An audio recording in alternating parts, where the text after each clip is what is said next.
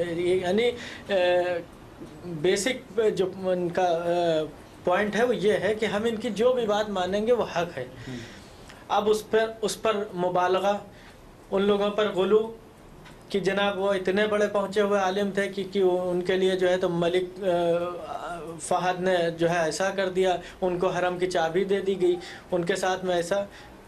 چلو ٹھیک ہے، اس وقت تک میرے ذہن میں، کیونکہ مجھے یہ آپ کو قائل کرنے کے لیے جی یا آپ کو اپنی طرف کھینچنے کے لیے تمام آپ کے ڈورے ڈالے جا رہے تھے، دانے ڈال رہے تھے. جی تو ہم مان لیتے تھے اس وجہ سے، کیونکہ ہم اہل حدیث کے بارے میں مجھے اتنا علم ہی نہیں تھا کہ یہ بھی کچھ ہے.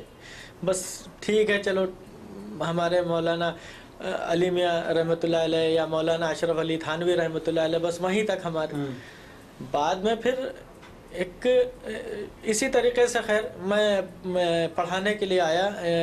ندوے کی ہی ایک بہت چھوٹی شاخ ہے مدرسہ تعلیم القرآن، اس میں مجھے منتخب کیا گیا مدرس کی حیثیت سے. میں حساب اور انگلش اور ہندی پڑھاتا تھا بچوں کو، پرائمری سیکشن کے بچوں کو. تو یہ ایک سال بس اللہ سے دعا کرتا تھا، اس وقت بھی اللہ سے دعا کرتا تھا کہ اللہ تعالی حق کا راستہ دکھائے. تو ایک نور اللہ بھائی، وہ بھی ماشاءاللہ پہلے ہندو ہوا کرتے تھے، بعد میں انہوں نے اسلام قبول کیا تھا. ان کا ایک لڑکا پڑھتا تھا ہمارے مدرسے میں، ہدایت اللہ. اسی ہدایت اللہ کے ذریعے نور اللہ بھائی سے ملاقات ہوئی. نور اللہ بھائی نے پہلی بار اہل حدیث کے بارے میں کچھ باتیں بتائیں. ہاں ایک بات بتانا میں بھول گیا، وہ یہ کہ ڈاکٹر ذاکر نائک صاحب کا پروگرام ہوا تھا لکھنؤ میں، تو اس سے پہلے تک ڈاکٹر ذاکر نائک صاحب کے سب بہت فین ہوا کرتے تھے. بعد میں پھر جو ہمارے اسلام بھائی وغیرہ ہیں، یہ ان کی بڑی برائی کرنے لگے ڈاکٹر ذاکر نائک کی. معلوم ہے کہ ایک فرقہ ہے، اپنے آپ کو اہل حدیث کہلاتے ہیں، ان کے یہاں نعوذ باللہ گندی گندی باتیں، جیسے کہ مرد کے ساتھ میں اگر شہوت میں آ جائے تو کوئی بھی جنسی حرکت کر سکتا ہے.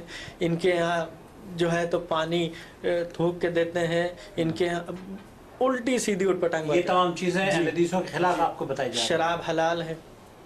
مدرسے میں ہمارے دوست ہوا کرتے تھے، مولانا مقیم دانش ندوی تھے. ندوی احناف میں سے تھے، لیکن کہتے تھے کہ یہ بھی حق پر ہیں. تو اب یہاں سے جو ہے میرے لیے زیادہ بات قابل غور ہو گئی کہ حق پر بھی ہیں اور گندی ان کے ہاں.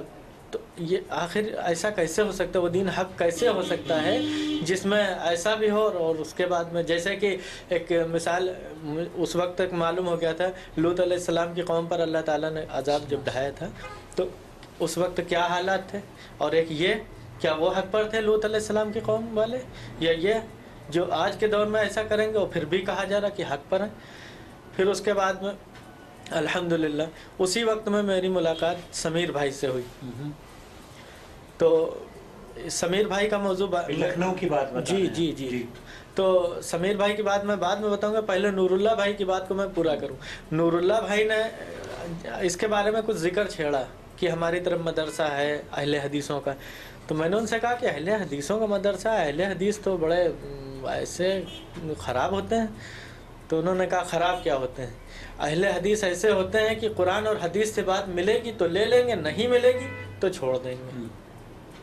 اب جو ہے تو میرے لیے یہ اور زیادہ مطلب تحقیق کے لیے ضروری ہو گیا کہ کیا آخر میں بھی دیکھوں. یہ دیکھ لیا تھا اپنے مدرسے کے ہی دوران میں کہ اہل حدیث سینے پر نیت باندھتے ہیں، رفع الیدین کرتے ہیں، اس کے علاوہ آمین بالظاہر کہتے ہیں. پھر اس کے بعد میں میری ملاقات سمیر بھائی سے ہوئی. سمیر بھائی سے ملاقات کے دوران ہوا یوں کہ سمیر بھائی نے چائے منگوائی. چائے میں دونوں ہاتھ سے پی رہا تھا. کیوں؟ کیونکہ میں ان کی مجلس میں بیٹھتا تھا. مولانا عبداللہ حسنی صاحب جو مولانا علی میاں کے بھتیجے ہیں اور ندوہ میں ایک بہت اچھے عہدے پر ہیں، وہ ان کی مجلس میں میں بیٹھا کرتا تھا. دیکھتا تھا جو بھی پانی پیتا ہے تو داہنے ہاتھ سے اور بائیں ہاتھ پیچھے لگا کے. بہرحال تو وہی دیکھ کے میرے اندر بھی وہ کہ یہ سنت ہے. اس کے بعد ہاں مصافحہ جو کیا تھا وہ بھی دونوں ہی ہاتھ سے کیا تھا. اس کے بعد میں انہوں نے سمیر بھائی نے مجھ سے پوچھا کہ مدرسے میں آپ ہیں، آپ سکھاتے ہیں، آپ نے خود کچھ سیکھا؟ تو میں نے ان سے تپاک سے کہا کہ جی ہاں میں نے سیکھا. کیوں نہیں، میں نے قرات کرنا سیکھا. تو انہوں نے کہا کہ سنائیے کوئی صورت. تو میں نے سورہ 3 کو سنائی. سورہ 3 سنانے کے بعد میں ایک رواج ہے، ایک طریقہ کہ جب کوئی صورت مکمل ہو جائے تو وہیں سے جو ہے تو آپ صدق اللہ العظیم کہیں. ہوتا ہے ہمارے یہاں اگر بچہ بھول جاتا ہے تو اس کو باقاعدہ مار بھی پڑتی ہے، ڈنڈیاں کھانی پڑتی ہیں. تو صدق اللہ العظیم کہا. سمیر بھائی نے اسی وقت قرآن مجید میرے سامنے رکھا اور کہا کہ آپ یہ صدق اللہ العظیم جو ہے یہ دکھائیے صورت کے بعد. تو میں نے جواب دیا کہ نہیں، یہ تو دکھانا میرے لیے بڑا مشکل ہے، یہ تو نہیں ہے اس میں. تو بولے کہ جب نہیں ہے تو پھر آپ نے کیوں کہا؟ اور پھر میں نے دیکھا کہ آپ چائے بھی پی رہے ہیں تو بایاں ہاتھ لگا کے، اور پھر آپ نے مصافحہ جو کیا تھا وہ بھی آپ نے بایاں ہاتھ لگایا تھا. تو میری سمجھ میں آیا کہ یہ اہل حدیث تو نہیں ہے، پہلے نہیں معلوم تھا. تو میں نے ان سے کہا کہ آپ لوگ رفع الیدین کرتے ہیں؟ تو بولے کہ جی ہاں. تو کہنے لگے کہ آپ کسی ٹائم میرے گھر آئیے، پھر اطمینان سے باتیں ہوں. اور اس وقت انہوں نے سورہ محمد کی آیت نمبر 33 آج بھی یاد ہے، اور میں اپنے بھائی کو جب خود دعوت دیتا ہوں تو یہ آیت کو ضرور پڑھتا ہوں. بسم اللہ الرحمن الرحیم. یا ایھا الذین آمنوا اطیعوا اللہ واطیعوا الرسول ولا تبطلوا اعمالکم. کہ اے ایمان والو، اللہ کی اطاعت کرو اور رسول کی اطاعت کرو اور اپنے اعمالوں کو برباد نہ کرو. بس اب اس وقت سے اللہ کی، بس میں یہ کہوں گا کہ اللہ کی رحمتیں اسی وقت سے نازل ہونے لگی تھیں. پھر میں جمعرات کو ہمارے ہاں جلسہ ہوتا تھا مدرسے میں، تو میں جلسے میں شامل نہیں ہوا اور میں گیا، لیکن یہ کہہ کے گیا تھا کہ اہل حدیثوں کے وہاں میں جا رہا ہوں. اپنے مطلب جو ہمارے دوسرے مدرسین تھے ان سے کہہ کے گیا کہ اہل حدیثوں کے وہاں جا رہا ہوں، آج پتہ چلے گا. تو ایسا لگتا تھا کہ وہ ہیں ٹھیک ہیں حق پر، لیکن ہم ان سے زیادہ ہیں. سن رکھا تھا جب تحقیق کی چاروں اماموں کا معاملہ جب سامنے آیا تھا تو یہ سن رکھا تھا کہ امام ابو حنیفہ رحمۃ اللہ علیہ یہ امام اعظم ہیں، یہ تابعی ہیں، اور باقی کے جو 3 امام ہیں یہ تبع تابعی ہیں. انہوں نے سب سے زیادہ حدیثیں اکٹھا کی. مطلب کہ غلو کے اس میں جو ہے جو کچھ بھی. بہرحال میں سمیر بھائی کے گھر گیا، ملاقات ہو ان سے، اور اسی ٹائم میرے ایک اور بھائی شفیق بھائی، اللہ ان کو بھی جزا خیر عطا کرے، سمیر بھائی نے وہ احادیث میرے سامنے رکھی رفع الیدین کی. تو میں نے کہا کہ اچھا، اور سینے پہ جو، تو سینے کی روایت تو بخاری شریف میں ڈھونڈ رہے تھے لیکن نہیں ملی. اسی وقت میں شفیق بھائی کے ہاتھ میں سنن ابی داؤد تھی، اور سنن ابی داؤد کی وہ حدیث نمبر 759 وہ ایک دم سے سامنے آ گئی صحیح سند کے ساتھ میں، اور انہوں نے اس کو پڑھا کہ دیکھیے عبداللہ بھائی یہ ہے.